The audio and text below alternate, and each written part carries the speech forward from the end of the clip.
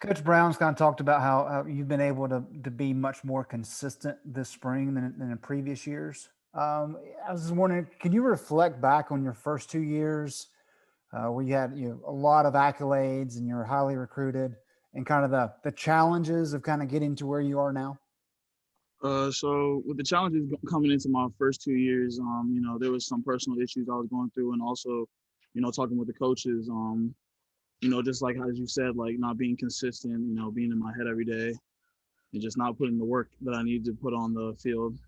That the coaches were trying to give me a chance. So I just feel like, it also came with maturity when after I started, we started spring ball, and then with the consistency, I just want to keep going, keep pushing, and just stay in the film room with coach and just keep working on what's best for me. Was there a moment when it kind of clicked for you or dawned on you that hey, I need to get this going. I need to make these necessary strides to kind of get you set up to where you are now?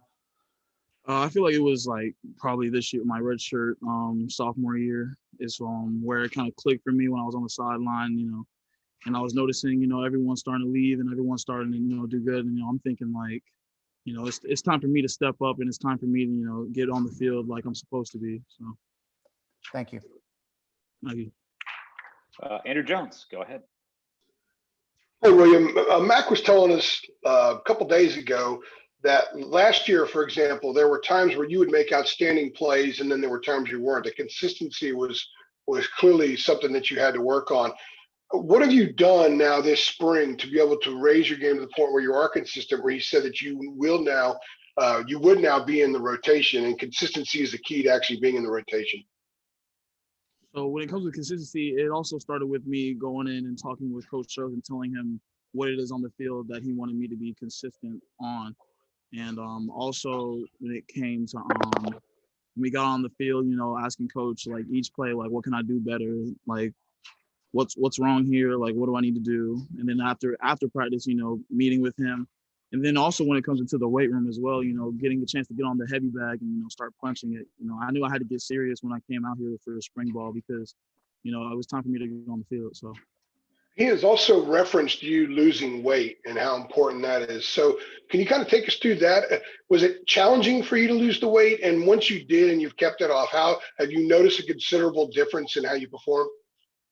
I feel like losing weight was probably a very like one of the hardest things I had to do while I was here because, like all big men, I love eating. So it was just really difficult to just stay on the routine that the trainers were giving me. But then once I learned that, I had to do this something for more than myself, when I started thinking about my family, my teammates who are all dependent on me, it kind of just sinked in that, I had to get right and I had to start eating right. And then it just got easier from there. And that's what got me down to I'm about 316 now. Well, thank you. Appreciate that. Thank you. Ross Martin, go ahead. Hey, William, I actually got a couple for you. On the weight loss, what are some changes you made in terms of your diet and eating? A big change I had to take out was definitely carbs. I had to go on a really low carb diet. And then at one point I had to take it out completely because I was just eating carbs all the time. And so just like kind of like how it is on the field, just staying consistent with my meals and how I eat and how I talk to my trainer about what's best for me. Cool. And then this spring, how are you rotating in with the group? Like where are you playing? Who are you switching in for? How's that kind of look? Can you give us a glimpse into your role on the offensive line? So I told Coach that I could play any position on the field that he wanted me to. So he's been rotating me in with Jordan Tucker and Marcus McKeithen. With the Blues. And also when it comes to Whites, he has me rotating with our new tackle, Diego Pounds. So, all outstanding players, just getting the chance, to start with Jordan Tucker and Marcus McKeithen, being able to play next to either of them is really an honor.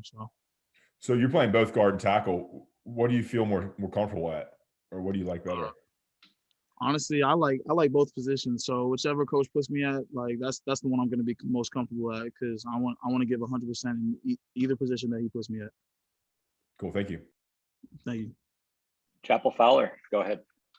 Yeah, William. How has the defensive line kind of helped the offensive lineman, like an iron sharpens iron kind of way? this spring practice. Mac mentioned a lot about how the defensive line is just larger and more deep. How have you kind of noticed that going up against them? Going up against, the defensive linemen, against like inside and team, we have great guys. We have an outstanding D lineman like depth chart over there with Keyshawn Silver, the freshman that came in, Ja Reeves, and we have Clyde, Jaleel Taylor, Tamon Fox, Hop, all of them. Like we have a great depth, and being able to go up against them when I go against the Blues, and being able to sharpen our iron together, it just makes me a better player, and I feel like it makes all of us better players as we keep continuing on this spring. And have there been any offensive linemen that you've kind of leaned on over the last few years? Anyone that's become a good friend or kind of someone that has helped you through some of the struggles you mentioned? Definitely Jordan Tucker. He became my roommate as well. So, he's talked to me a lot and he's helped me out a lot throughout this process. So